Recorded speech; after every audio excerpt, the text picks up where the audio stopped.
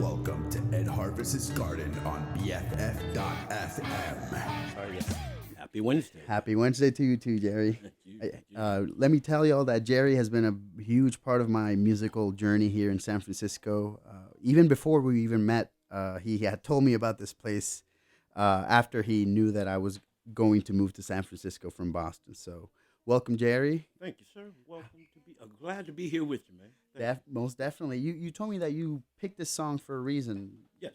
Yes. This song was one of those songs that one of my fellow musician friends from back in the 80s told me should be a signature song for me because I wanted to play the song, but I couldn't play it all the way through. And he said, no. You have to play that song all the way through. And you have to know all the notes. You have to play all the notes. You have to be able to play it perfectly every single time. And I think I spent most of 1989 learning how to do that song properly. Okay. So that I could play every single note, every single word properly in its place. And when I came out here in 1990, I would play it while I was playing music on the street, and people would just look at me like, you can play that? Mm-hmm. Oh, my God, you can play that? And it's just like, well, yeah, it's supposed to be my signature. So I play it every time I do a jazz gig if I can help it. I think it is one of those songs that really describes the era of jazz that I like the most. Of course. Yeah, because I know that you play that every time. Yes, sir. Every time we play where? Cafe International over here in San Francisco on Haight and Fillmore 508 Haight Street. A beautiful place to come and enjoy jazz music every Sunday from 1 to 5. And it's free.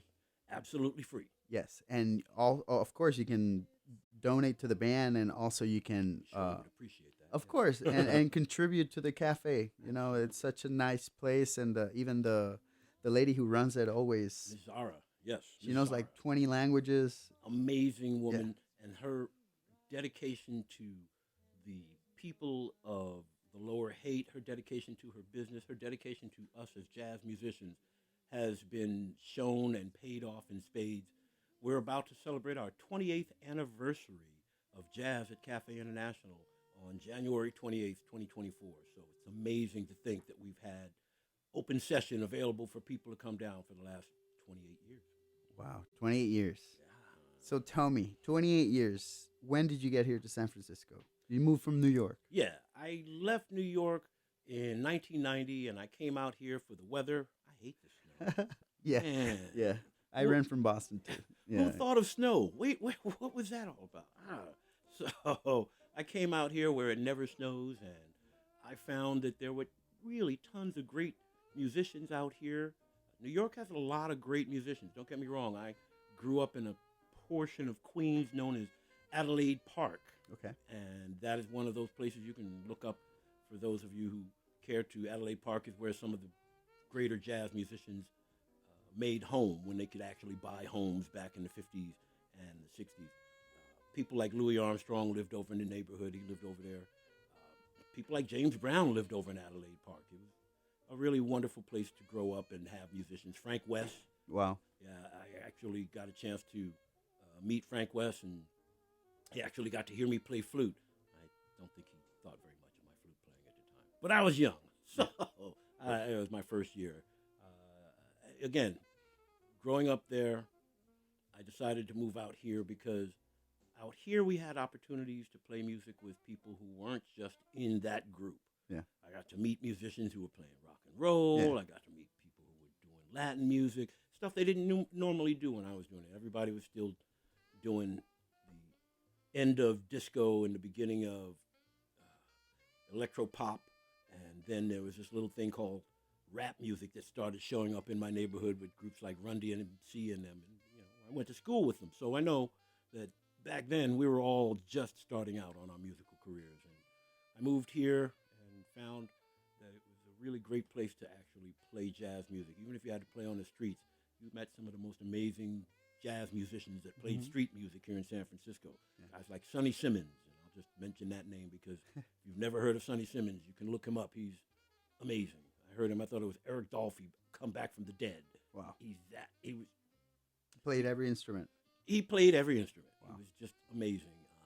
He went back to New York. I believe he passed away a few years ago, But again, I met him playing here in San Francisco. In fact, he was part of the reason why we got the cafe gig. I met him, and through him, we got an opportunity to meet some of the other musicians who were here. And there was a gentleman named Jerry Wu who was taking over the cafe gig, and he and his group, the Unknown Giants, were getting ready to do a world tour, and they needed somebody to take over the cafe gig while they were on tour. And it started off as that, and we've been playing ever since. Wow. And that was what year? We started in 1996. Wow. 16 years after you got here, huh? Wait, no, 6 years. 6 years after I got here. Years. Yeah. It was. I played a lot of other places. There were a lot of other places like Les Jalons Bistro. Okay. That was right there on 88 Ellis Street. It was a hotbed for the last of the old jazz bastions over there. Wow. And you could see guys like B.J. Papa played piano, amazing pianist right there. I played with a gentleman named Hyler Jones, who was another amazing piano player. He was just amazing. And the names that I mentioned, people here would remember, but you would probably have to look around to find any of their music. Nice. But it's definitely the people you would want to see when they were doing the music. I remember those days well. Wow. And then what happened after? In 96, 97? Oh my gosh, we went through a lot of music during that period. We played other gigs and other locations, but generally it was making a home base right there. Used to have a dozen musicians at a time over there coming in to play Cafe International with us. So imagine having a full set of tenor, alto, baritone saxophones, trumpets, flugelhorns, and guitar and bass and drums. So we would have that full complement of big band sound that you could get.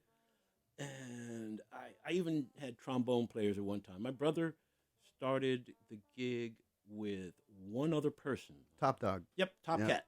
Top Cat. Oh, Top Cat. I'm sorry. Top Cat. He's terrific. Yeah, that Top Cat. Did you have a nickname too? None that I would repeat in public.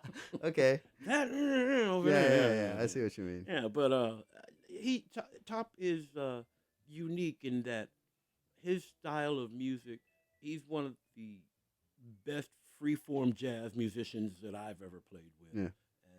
And his ability to bring that out of other musicians while playing is just like magic. Watching him do it, being a part of it.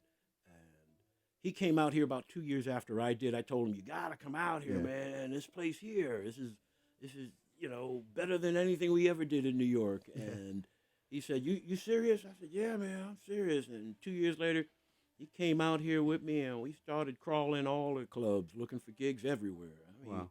And we got quite a few.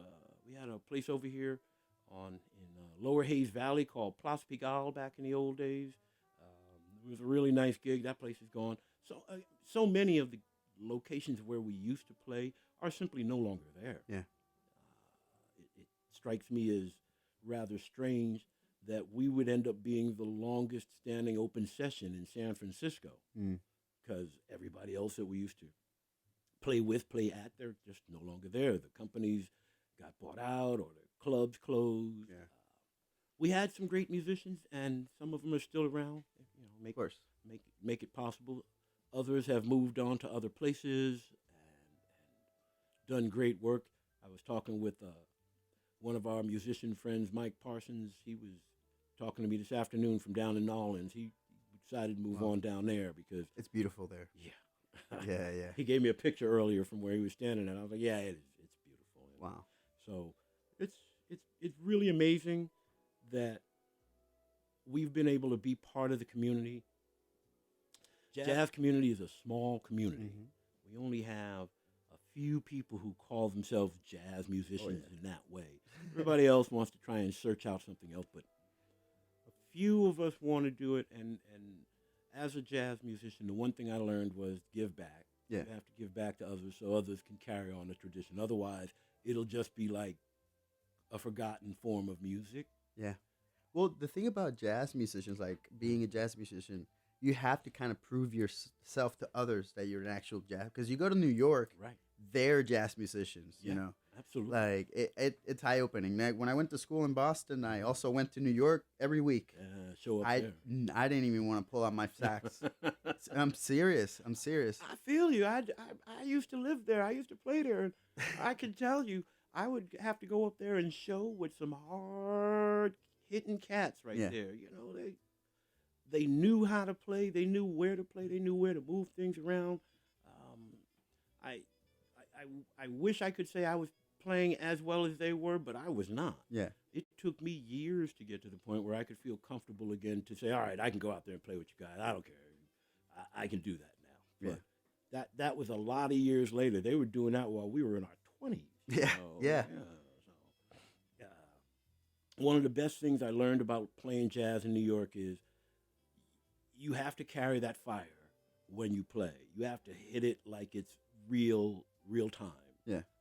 The fire it was an old line that a preacher said, people come I set myself on fire and people come from miles around just to watch me burn. Yeah. And, That's true. And that's really what you have to do when you're doing jazz. You have to set yourself on fire so people can see the fire. Wow, look at that flame. Yeah, that's true. And they hear it and they gravitate towards it when you do it. Anything less than that, and people turn it off. They just kind of go, all right, this is, it's okay. It's nice. So Nice. I think that if I carry that in jazz, then that carries over into any music that we do. Very Any true. music, yeah. Authenticity. Correct. Yeah. Finding one's voice is one of the key things about being a jazz musician. It's easy to hide behind notes if you're playing somebody else's music. But when you have to find your own voice, you have to make your own voice in the music.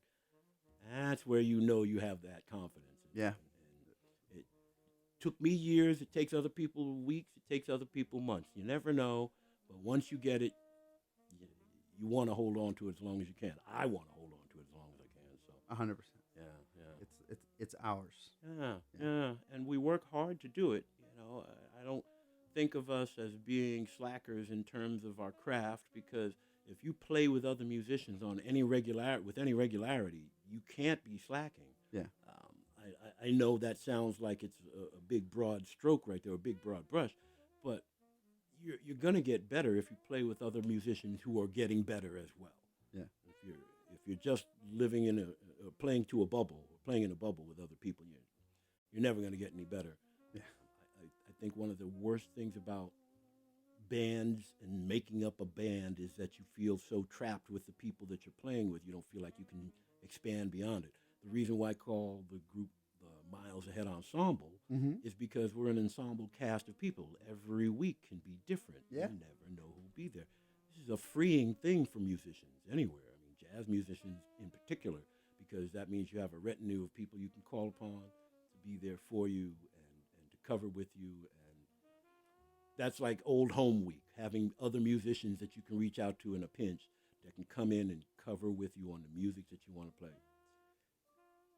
Family, community, that's the jazz family, the jazz community, as I say.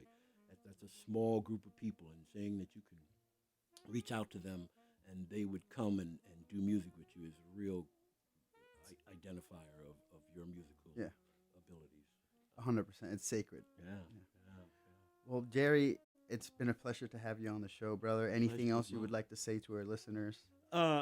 Only that if you are in San Francisco and you want to hear some authentic jazz and you want to enjoy a really wonderful place, the Cafe International is a beautiful place to come. Even if you're not coming to see us on Sundays, it's a beautiful place to come. They have food, they have Ambience. ambiance. Yeah. A beautiful mural in the back, some of the best art in all of San Francisco. Miss Zara Very true. and the staff, they are always warm and wonderful. Good couch you can sit on and read a book and have a cup of coffee and just enjoy yourself. Internet access. I know I'm talking it up, but It's very good. It is one of those few places left in San Francisco where you can actually remember what it used to be like Wow. here in San Francisco. So, yeah, that's the only thing I would say. That, and if you're playing music or listening to music, keep it up. Share this music with other people. They need to hear it. They Yeah. need to know. Definitely. Yeah, man. Well, Jerry, again, thank you so much, brother. Pleasure was mine, Brother Ed. Man. Miles Ahead Ensemble every Sunday. Cafe International. Thank you. Take care, y'all. Cheers.